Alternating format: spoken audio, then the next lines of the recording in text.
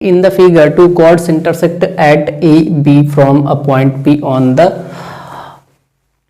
these circles. ठीक है, दो पॉइंट हमारे A और B हैं जहां पे दोनों सर्कल क्या कर रहे हैं, इंटरसेक्ट कर रहे हैं. ठीक है, और जो पॉइंट P है वहां से दो लाइन सेगमेंट बनाए जा रहे हैं. मींस कि पॉइंट P यहाँ पे है, दो लाइन सेगमेंट ये बनाए जा रहे हैं. ठीक है, intersecting the other circle at C and D. ठीक है, अब ये दोनों लाइन सेगमेंट दूसरे सर्कल को C और D पॉइंट पे क्या कर रहे हैं, कट कर रहे हैं. Clear. Prove that CD is parallel to the tangent at P. जो यहाँ पे हमको प्रूव करना है कि ये जो CD लाइन है ये टेंजेंट PT के क्या है, पैरेलल है. क्लियर, ये प्रूव करना है क्वेश्चन में. ठीक है, अब अगर हम लोग इस सर्कल की बात करें, जो ये हमारा ये वाला सर्कल है.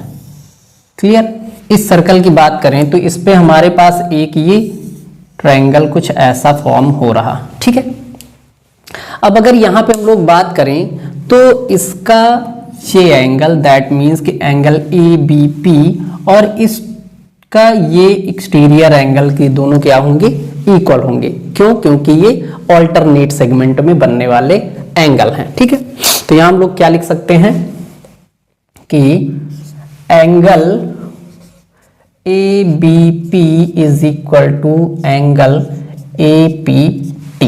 ठीक है, क्यों? क्योंकि angles in alternate segment. Clear. ठीक है, अब दूसरी तरफ आए. देखिए दूसरी तरफ एक चीज देखो, इस सर्कल की बात अगर हम लोग करें, ये वाला जो सर्कल बन रहा, इस सर्कल की बात करें तो यहां पे हमारे पास ये A, C, D and B, ये हमारा एक क्या बन रहा है, साइक्लिक क्वाड्रिलेटरल. ठीक है, तो यहां पे लिख लो ABCD is a cyclic quadrilateral. ठीक है, अगर ये साइक्लिक क्वाड्रिलेटरल है तो साइक्लिक क्वाड्रिलेटरल की प्रॉपर्टी होता है कि कोई भी एक अपोजिट एंगल, कोई भी एक exterior angle interior opposite interior angle की इक्वल होता है. ठीक है, तो मींस कि अगर हम लोग बात करें एंगल ABP की, ये एक एक्सटीरियर एंगल है, ये अपने अपोजिट में इस इंटीरियर एंगल के इक्वल होगा. क्लियर.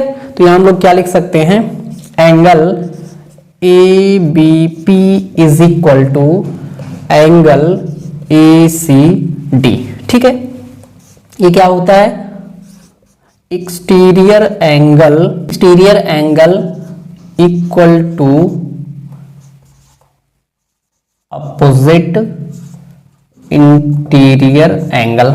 ठीक है, जो एक्सटीरियर एंगल होता है क्वाड्रिलेटरल का, साइक्लिक क्वाड्रिलेटरल का, वो इक्वल अपने अपोजिट में जो एंगल होता है उसके इक्वल होता है. ठीक है, तो यहां से एक चीज देखो कि ABP ये हमारा इक्वल ACD के है, लेकिन ऊपर एक चीज और देखो कि ABP हमारा APT के भी इक्वल है. ठीक है, तो यहां हम लोग इसको इक्वेशन फर्स्ट लेट कर लें, ये इक्वेशन सेकंड हो जाएगा. तो from equation first and second हम लोग क्या कह सकते हैं कि भाई angle APT is equal to angle ACD. ठीक है, कह सकते. दैट मीन्स देखो कि ये जो एंगल है वो इस एंगल के इक्वल होगा. ठीक है, अब ये कब पॉसिबल है, ये दोनों एंगल इक्वल तब हो सकते हैं जब ये दोनों हमारे क्या हो, ऑल्टरनेट एंगल हो. ठीक है, तो यहां पे लिख सकते हो कि ऑल्टरनेट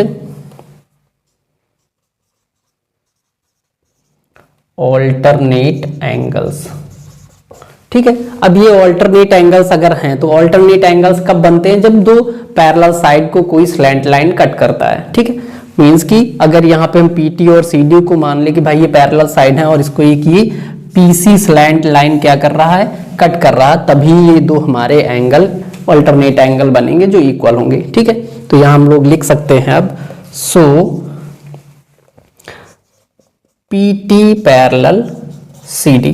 ठीक है, यही हमारा प्रूव करना था. ये हेंस प्रूव्ड। क्लियर।